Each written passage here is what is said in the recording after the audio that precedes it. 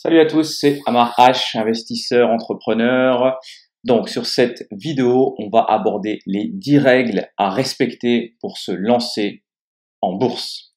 Comment investir en bourse, les 10 règles à respecter. Avant tout, je vous invite à vous abonner, à liker et à commenter. Je réponds systématiquement à tous les commentaires. Allez, c'est parti.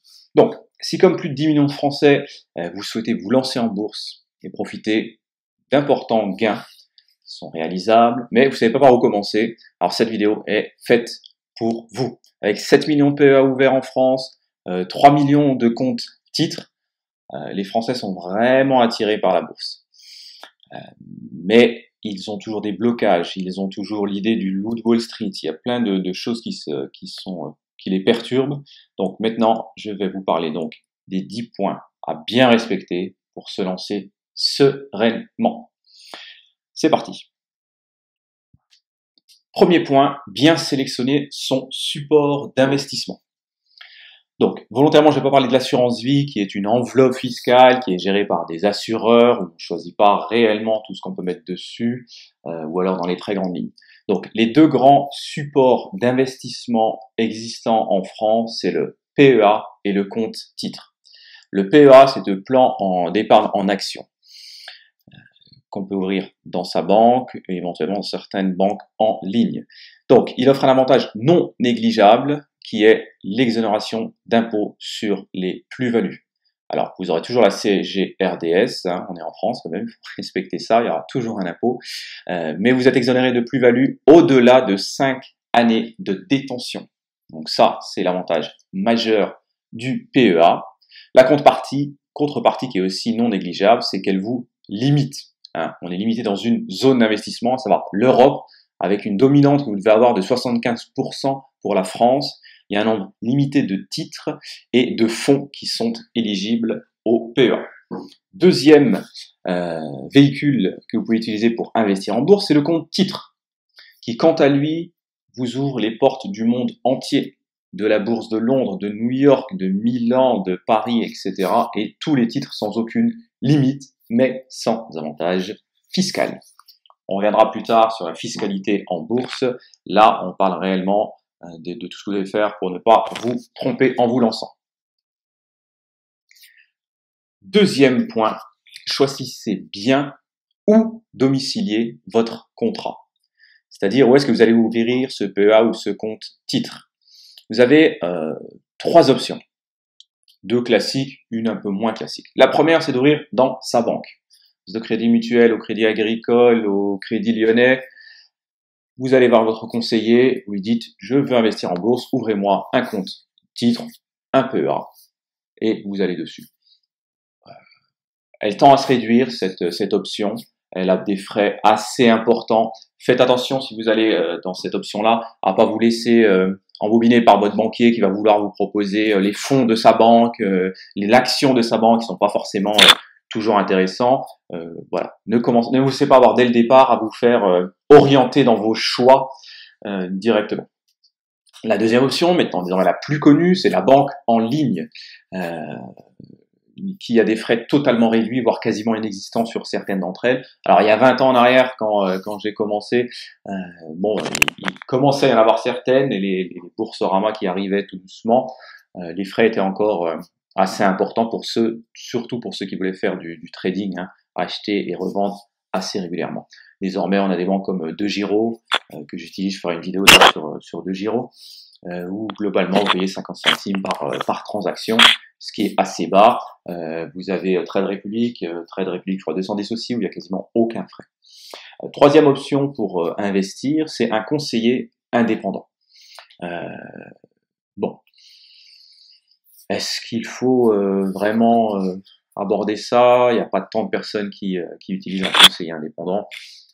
Ou alors vous êtes déjà multimillionnaire, vous avez des propres gestionnaires, donc on ne s'attarde pas, mais c'est une option qui existe. Troisième règle ou point à éclaircir, est-ce que vous allez gérer seul ou déléguer la gestion? Donc là encore se pose une question qui conditionnera les performances finales, bien évidemment. Est-ce que vous allez gérer seul ou la confier à un professionnel? Donc, Vous pouvez gérer seul, la majorité des personnes gèrent seul, je gère seul mes comptes, ou indirectement seul, parce que après on va parler des fonds et on verra que c'est pas nous qui gérons les fonds. Donc ça implique de l'engagement, ça implique de suivre les actions, d'être un minimum au courant de l'actualité économique, de quel fonds, quelle action vous allez acheter, est-ce que vous ne renforcez pas, donc ça demande de faire quelques efforts. Voilà, vous pouvez déléguer, confier la gestion et le suivi de votre contrat PEA ou compte titre d'ailleurs à un indépendant habilité et qui sera intéressé à la performance. Quatrième question à se poser, est-ce que vous allez avoir acheté des actions ou des fonds? Donc on a choisi le support, on a choisi l'hébergeur, la banque, on a choisi le type de gestion, soi-même ou délégué. Donc il faut qu'on se pose la question de ce qu'on va mettre dans ce contrat, dans ce compte. Donc sachez que la bourse ne se limite pas aux actions. Il y a beaucoup d'autres véhicules d'investissement qui sont larges, on ne va pas les aborder, on ne va pas parler des obligations, il y a des futurs, etc., etc. On va rester simple compte tenu du titre de cette vidéo. Moi, je vais aborder les deux grandes familles qui sont les actions et les fonds. Les actions qu'on appelle aussi les titres vifs et les fonds qu'on appelle aussi les unités de compte. Donc, les actions, c'est simple. Vous décidez d'investir dans une société de secteur pétrolier française, Total, par exemple. Vous faites vous étudiez la société, vous voyez ses performances, vous voyez les projections, etc. et vous décidez d'investir et vous mettez un peu d'argent sur une action. C'est simple. Ou alors, vous pouvez investir dans un fonds, qui sont en fait un panier d'actions. En fait, on investit directement dans une multitude de sociétés. Par le fonds, on peut choisir un secteur, une zone géographique. On peut vouloir investir dans le bancaire. On peut vouloir investir dans le CAC 40. Le CAC 40 qui est la bourse de Paris, qui représente les 40 plus grosses actions parisiennes. On peut investir dans l'énergie renouvelable, etc., etc. Ça permet donc d'investir dans un panier d'actions qui est géré par des professionnels. Cinquième règle, raisonnez-vous. Si vous préférez donc avoir les actions en direct, c'est plus direct, plus lisible. Il ne faut pas agir avec le cœur, mais uniquement avec la tête. Faites très attention, surtout à ces débuts. Vous allez être collé à votre écran et si vous ne raisonnez pas, vous allez perdre de l'argent très vite et beaucoup d'argent très vite. C'est parce qu'une société a un bon produit où elle se porte bien qu'elle va nécessairement se valoriser en bourse ou qu'elle va vous reverser du dividende. Donc, il faut faire attention parce qu'une simple annonce peut faire varier le cours de bourse. Donc, il faut surtout se diversifier. On y revient un petit peu plus tard. Sixième règle, probablement l'une des plus importantes, fixez-vous des objectifs. C'est certainement l'exercice le plus difficile pour les non-initiés. Il faut pas se laisser galvaniser par l'embellie du marché. Si en une semaine vous avez vu le cours de bourse de l'un de vos titres bondir de 7% et vous vous sentez pousser des ailes, erreur, stop, attention. On réfléchit, l'émotion, c'est pas bon pour la bourse. Lui, le marché, il fait pas dans l'émotion. Si vous êtes trop avide, lui, il va couper les positions pour encaisser ses gains. Il n'en a complètement rien à faire à ce niveau-là. Donc, fixez-vous des objectifs. Moi, personnellement, je suis plutôt un investisseur long terme qui a une préférence non cachée pour les actions à dividendes. J'investis ce qu'on appelle en DCA. Je ferai une vidéo sur le DCA, le Dollar Cost Averaging, qui incite à acheter régulièrement, toutes les semaines, tous les 15 jours, tous les mois, les mêmes actions pour lisser le risque et augmenter le gain. Septième point, investissez progressivement. Ne foncez pas à tête baissée sans analyser. Les marchés financiers, eux, fonctionnent selon des règles, des principes mathématiques. Ils sont utilisés par des matheux, des ingénieurs pour la plupart. Donc prenez le temps de vous familiariser avec l'environnement et étudiez votre capacité à gérer les fluctuations. Savez-vous rester concentré avec l'objectif ou alors les mouvements de marché? Est-ce qu'ils altèrent votre jugement? Donc vraiment, c'est hyper important. À la limite, lancez-vous avec un compte titre de démo, hein, ou alors mettez vraiment des sommes très basses au départ, parce qu'il y a de fortes chances que quand vous allez voir les cours monter, descendre, je vends, j'achète, vous allez vous perdre et vous allez perdre de l'argent. Autant perdre 50 euros, 100 euros pour pouvoir revenir après, plutôt que de perdre directement 500 euros par exemple, qui peut être une partie ou toutes vos économies, et vous ne reviendrez plus jamais en bourse et vous raterez ce que la bourse permet, à savoir par exemple pour le CAC 40, c'est 8,5% de performance sur les 40 dernières années. Donc c'est juste monstre. 8e règle, soyez opportuniste. Opportuniste, voilà comment ça se dit. Soyez opportuniste. Vous avez pensé que ce point est un peu en contradiction avec le précédent. Je m'explique. Vous avez par exemple étudié la prochaine introduction en bourse d'une société dont vous connaissez bien le secteur, que vous avez bien étudié, vous êtes convaincu par le modèle, le produit, le concept, le prix d'introduction est plutôt faible, moins de 10 euros, vous avez une profonde conviction objective, hein, attention, objective, c'est pas au feeling, non, vous avez une conviction objective que ce titre va cartonner, alors allez-y, prenez des titres. Surtout pas tout, vous n'allez pas faire le all-in, vous allez en prendre en vous fixant un objectif qui pourrait être plus ambitieux, par exemple, sur 6 mois. Mais vous avez fait le job, vous avez étudié, vous avez une conviction, je répète, objective, lancez-vous. 9e règle à respecter pour investir en bourse et ne pas se rater. Informez-vous. Vous avez pris vos positions, maintenant tenez-vous informés. Tout ce qui se passe en France, en Europe ou dans le monde peut avoir un impact sur les marchés et pas forcément l'impact qu'on pourrait s'y attendre. Par exemple, le baisse du baril de pétrole pourrait faire monter l'action Michelin, hein, parce que les pneus, ils sont faits à partir de pétrole. Toutes ces informations peuvent être importantes. Alors, petit rappel tout de suite, ça dépend aussi de ce que vous allez faire. Moi, je fais beaucoup d'investissements long terme, donc je ne suis pas très impacté. À la rigueur, je dirais même que j'en ai complètement rien à faire de ce qui se passe au quotidien dans le monde, parce que je lisse mon risque.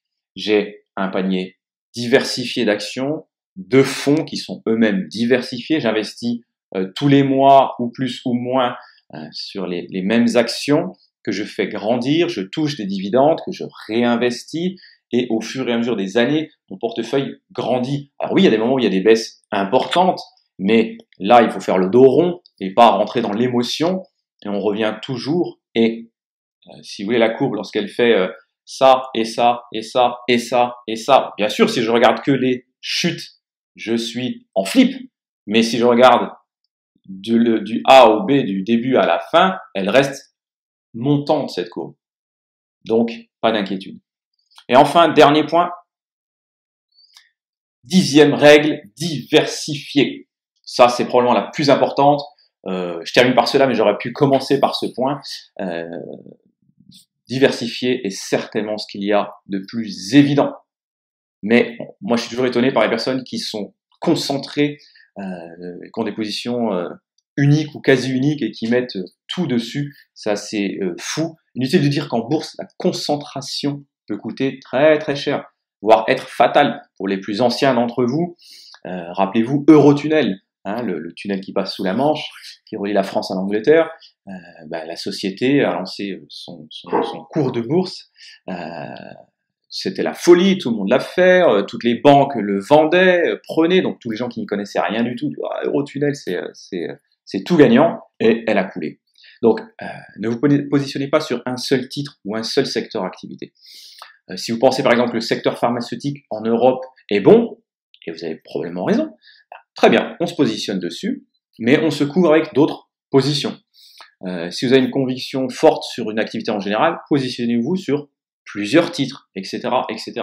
Donc, on peut se diversifier de plusieurs façons. Donc, en zone géographique, je vais investir sur des actions en France, et puis je vais investir sur des actions US, et puis je vais acheter des fonds US qui prennent plein d'actions aux États-Unis, mais aussi des fonds, des ETF, hein, des trackers monde, qui investissent partout dans le monde. Et puis je vais prendre un peu plus de risques aussi, puis je vais prendre du émergent, hein, donc dans les pays émergents. Je vais prendre des actions sur du bancaire, sur de l'énergie, sur de la pharmaceutique, sur du consommable, etc., etc. Je vais diversifier. Si vous devez retenir un point majeur, ce serait vraiment celui-ci. Il faut absolument se diversifier. Lorsque vous aurez un panier de 10 actions, 10 fonds par exemple, il y a une crise du pétrole, les actions vont descendre, mais c'est l'actualité, il y a le Covid, bon, toutes les pharmaceutiques, elles ont globalement augmenté, donc ça compense, et au final, vous serez toujours gagnant. Bon, en conclusion, j'espère vraiment que cette vidéo vous sera utile, vous permettra de réaliser vos premiers achats. Je ferai une vidéo en expliquant comment on fait dans le concret, par exemple en passant par 2GIRO, pour acheter des actions ou des fonds, qu'elles vous permettront de réaliser de belles plus-values, de gagner de beaux dividendes. N'oubliez pas, dernier petit conseil qui n'est pas une règle, la bourse n'est pas un jeu et on ne joue pas en bourse. On investit que ce que l'on peut perdre, on investit avec sa tête et pas avec son cœur. Dernière warning, je ne suis pas conseiller en bourse, mes propos n'engagent que moi, même si là ils étaient très généralistes, je ne donne pas de conseils boursiers, je viens juste essayer de désacraliser des investissements et des modes d'investissement, comme je l'ai fait avec la crypto, comme je l'ai fait avec l'immobilier, etc., etc. Je vous remercie d'avoir suivi cette vidéo. Je vous invite de nouveau à liker cette vidéo et surtout à commenter. Dites-moi quelles règles vous pourrez rajouter. Et je vous dis à vendredi prochain pour une nouvelle vidéo. Ciao.